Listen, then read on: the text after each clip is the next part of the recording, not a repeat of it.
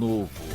São 16h44, você está com a Rádio Justiça, o programa é o Justiça na Tarde. Bem, como nós já havíamos anunciado, já está conosco a nossa convidada, me refiro à doutora Paula Farias, ela que é advogada especializada no direito imobiliário. Doutora Paula, boa tarde, seja bem-vinda aqui ao nosso programa. Muito obrigado pela atenção com a emissora, doutora Paula. Boa tarde, Walter. Eu que agradeço o convite. Muito obrigado pela gentileza. O nosso assunto, doutora Paula, é a questão do reajuste de aluguel em tempos de pandemia. Sabendo que, por conta da pandemia, muitos que têm contrato de aluguel vigente e que têm a casa alugada, muitos, infelizmente, perderam o emprego, com dificuldade de pagar o aluguel. E outros que têm, portanto, o seu comércio também alugado, a sala alugada, o imóvel alugado, alguns deles com as portas fechadas por conta também da pandemia e, evidentemente, obedecendo determinação legal.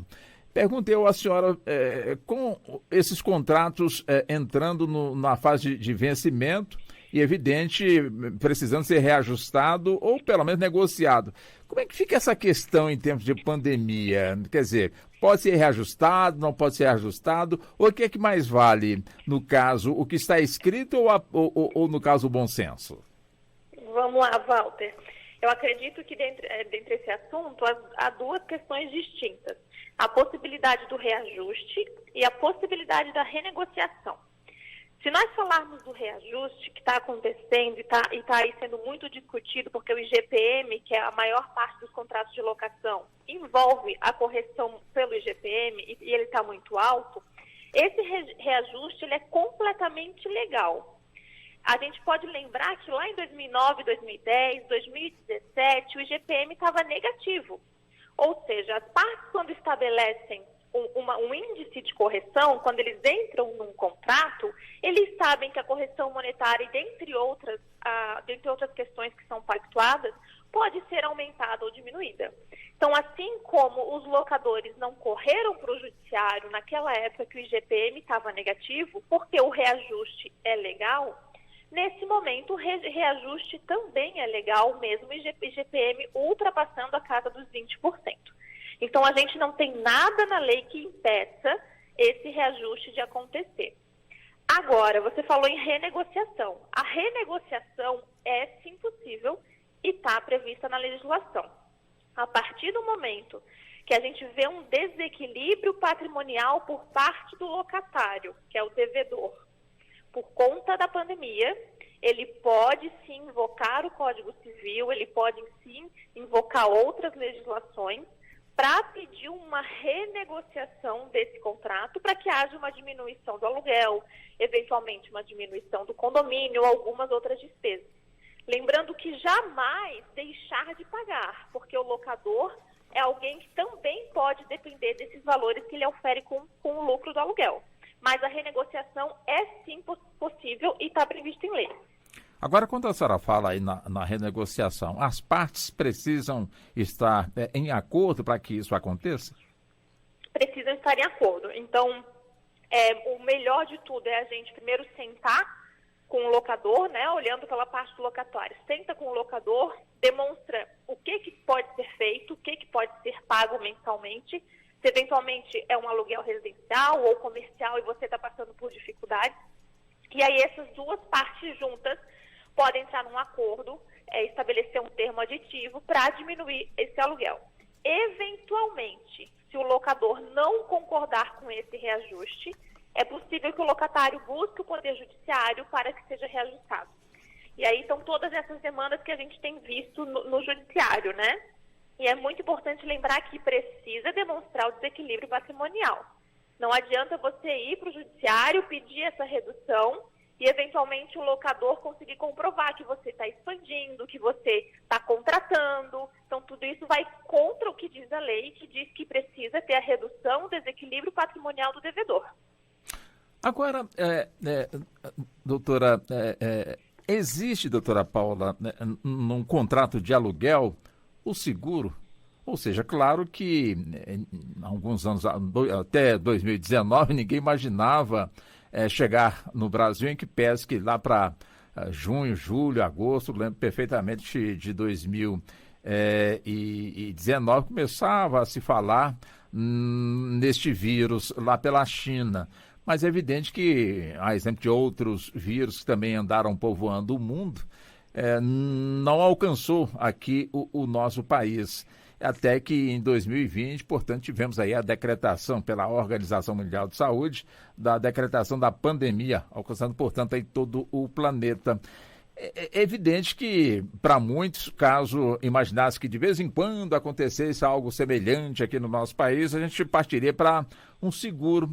Mas existe seguro para a pessoa que aluga um imóvel residencial ou então comercial, que caberia realmente esse seguro assumir a responsabilidade de quem tem, portanto, a apólice, dificuldade essa de honrar os seus compromissos?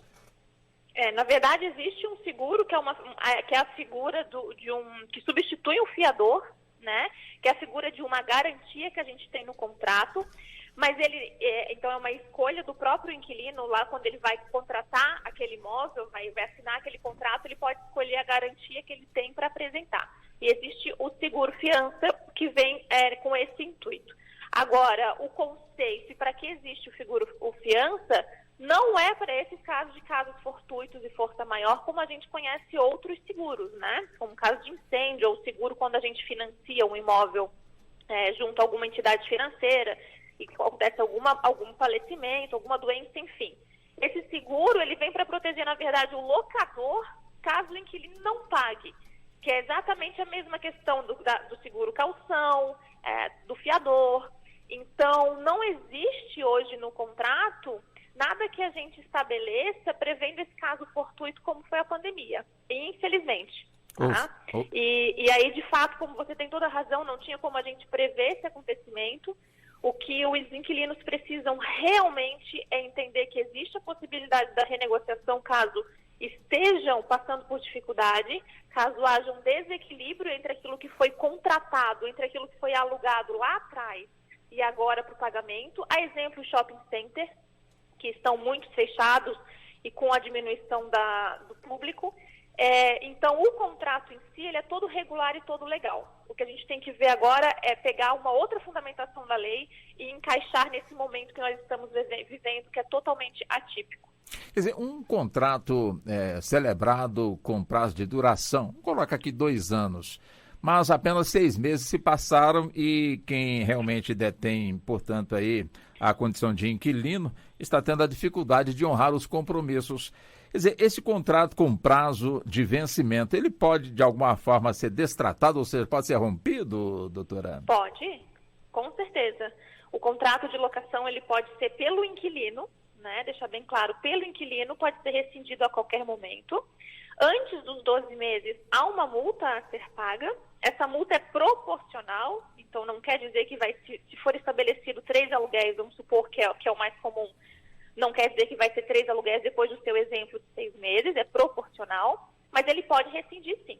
Então, eventualmente, eu investi numa sala porque acreditava que ia dar certo, veio a pandemia e teve que fechar tudo. Quero rescindir esse contrato de locação. Posso? Pode. Então, você pode rescindir ou você pode tentar renegociar. E a renegociação também independe do vencimento.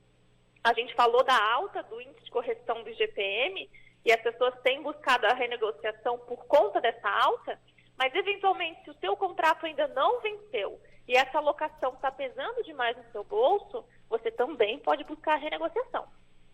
Quer dizer, rompendo o contrato não quer dizer não pago mais. O que tem realmente de dívida durante a vigência do contrato, quer dizer, aí entra, portanto, a palavra negociação, se a pessoa não tem realmente o recurso total para poder honrar ali com o compromisso, quer dizer, pode negociar ali o que realmente está devendo, alguma coisa assim, doutora? Exatamente. Uma vez que você rescindiu, o que ficou para trás, enquanto o contrato estava vigente, é devido, né? Então, se você ficou devendo alguma coisa, lógico, rescinda o quanto antes para fazer cessar, para fazer parar essas dívidas se você tem com o locador que você não está conseguindo pagar. Uma vez rescindido, você tem que correr atrás daqueles valores que ficaram para trás. A negociação, em todos os aspectos, vai ser sempre a melhor opção, tanto para o locador quanto para o locatário.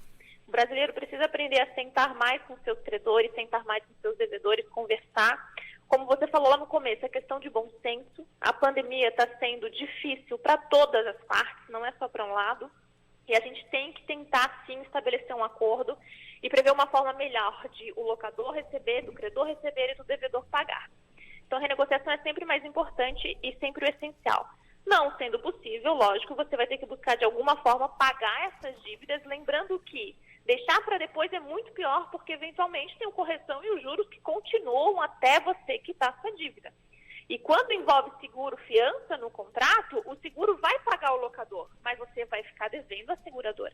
E os juros da seguradora acabam sendo ainda maiores. Então, muito cuidado, muita atenção no contrato que você assinou, no que você está fazendo, para que os transtornos futuros não sejam piores do que a gente está vivendo hoje.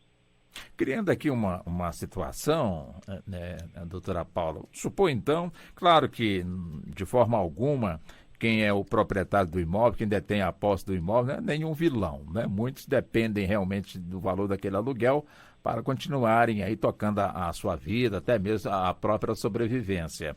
Mas vamos supor então que num contrato com prazo determinado para encerrar, vamos supor que na metade desse contrato a pessoa alegando dificuldade quer romper, portanto, o contrato, mas encontra a resistência da outra parte.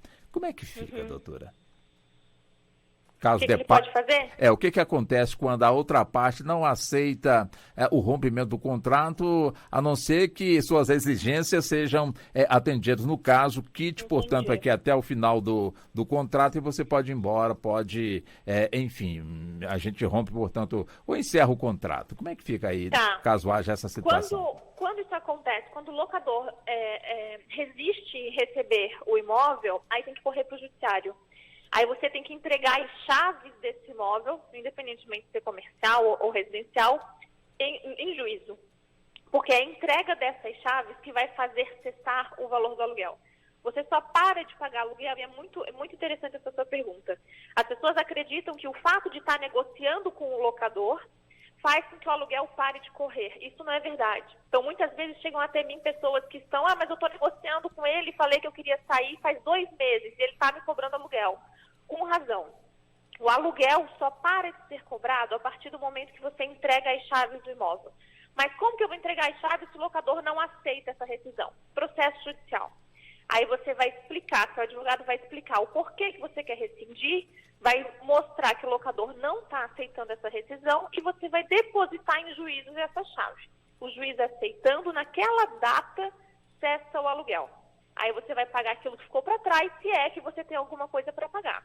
Mas se não tiver nada para pagar, cessou o aluguel ali. Mas é um processo longo, assim, porque vamos supor, né, que a pessoa, claro, entra na justiça para poder entregar a chave. Ela já está ali com a corda realmente apertada no pescoço. Quer dizer, e muitos já imaginam que o tempo da justiça é diferente do tempo que normalmente a pessoa pensa que vai ser resolvido. Como é que fica? É um processo, um rito rápido, nessa condição, não é rápido? Como é que é, doutora? É rápido. A consignação de chaves é um pedido liminar, né? Então, a gente tem que saber, lógico, que vai eventualmente discutir outras coisas, como pagamento, juros, correção, reajuste, enfim. Mas se a gente pensar só na consignação de chaves, eu entrando com um pedido hoje, liminar, amanhã está deferido. Então, o processo de depósito de chaves é super rápido. E é algo que os inquilinos têm como carta na manga para fazer cessar o aluguel quando o locador não está aceitando, está resistindo a receber esse imóvel. E, pelo visto, poucos têm conhecimento dessa medida, né, doutora Paula? Pouquíssimos, Walter, pouquíssimos. Por isso que eu até lembrei e fiz questão de mencionar. Muitos acreditam que o fato de estar negociando e o fato do locador já ter conhecimento há alguns meses que o inquilino tem interesse em rescindir, faz com que o imóvel cesse, a locação cesse e pare de cobrar aluguel. E não é verdade. Só no momento que há a entrega das chaves, é que esse aluguel para. Então, ou você entrega e comprova, né, gente? Não adianta, vamos lá, Walter, não adianta eu ir lá na caixa de correio do locador, entregar as chaves e achar também que o aluguel parou de correr. Não, eu tenho que comprovar. Se eu vou entregar chaves em mãos para o locador, eu tenho que pedir um recibo de entrega de chaves para que ele assine. Se ele não aceita, eu vou fazer uma consignação de chaves no juízo e, como eu falei, isso é pedido liminar e tende a ser bastante rápido. Por isso que é bom conversar com a senhora, que os esclarecimentos chegam. Mais uma vez, muito obrigado pela gentileza em nos atender, doutora Paula. Eu que agradeço. Ótima semana para vocês e para todo mundo que nos ouve. Para a senhora também. Muito obrigado pela gentileza. Vem aí a edição da hora com a Marcela Luiza. O Justiça na Tarde volta em seguida. Até já. Você está ouvindo Justiça na Tarde.